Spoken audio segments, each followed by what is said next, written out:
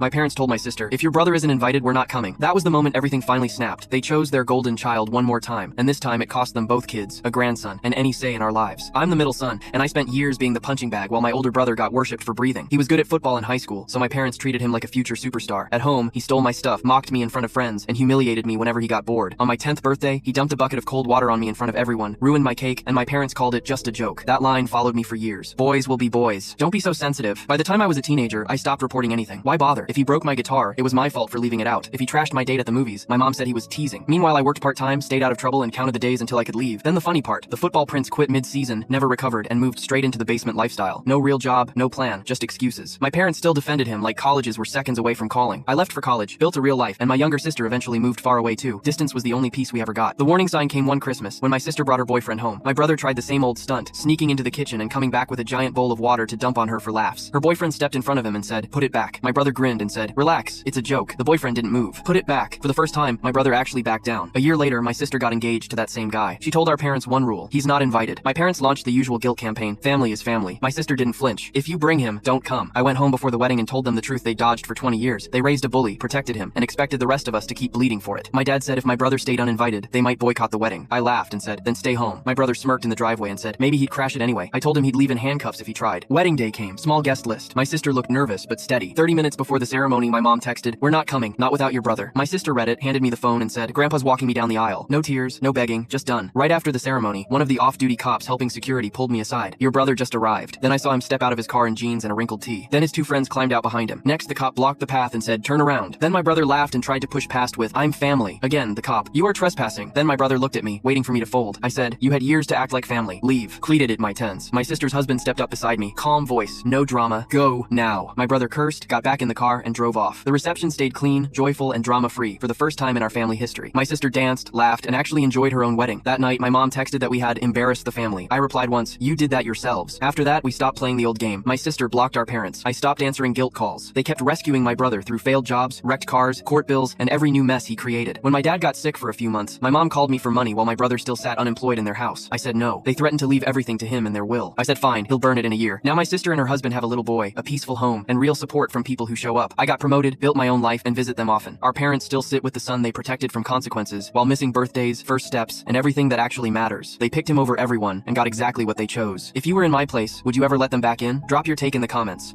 Click the link on the homepage to watch the full follow-up for free.